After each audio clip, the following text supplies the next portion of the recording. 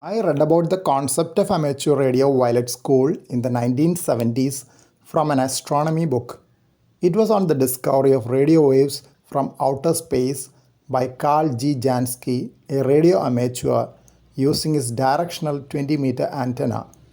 This discovery later led to the development of radio telescope and radio astronomy.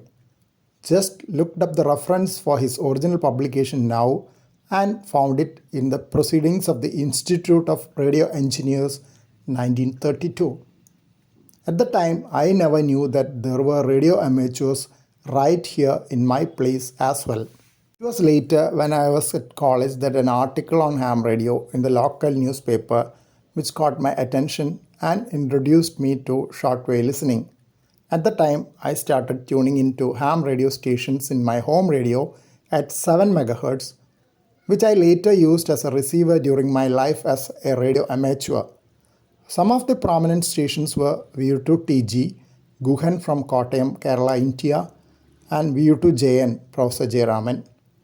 There were a few stations on single sideband SSB, which I could not listen at that time because I did not have a beat frequency oscillator BFO, which was needed to introduce a carrier to make SSB stations intelligible on an ordinary radio.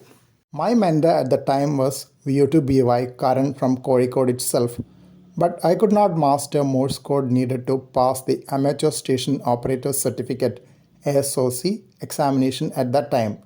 After my graduation, I came back to the hobby under the guidance of VU2NYR Narayan and mastered Morse code. I took the ASOC exam held at Kochi and passed grade 1. Another long wait followed for receiving the license and call sign VU2JFP. It was in mid-1980s that I received my call sign. At that time, a QRP designed by VU2VW and Vasant was very popular, and I homebrewed that solid-state QRP and came on air with phone guidance for the first contact from VU2NYR on CW. Later, AM mode was added and I was regular on 7 MHz, checking into CharminarNet at 7080 regularly.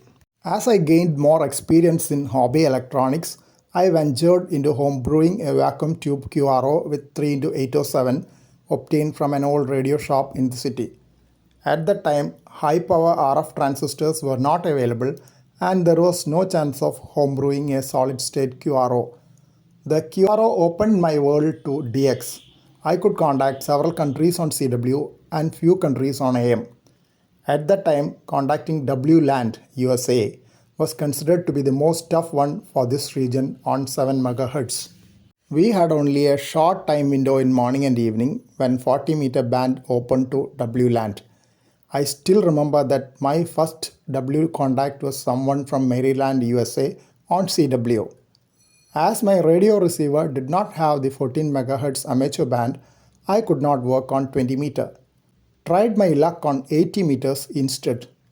We had plenty of space at home for an 80-meter antenna.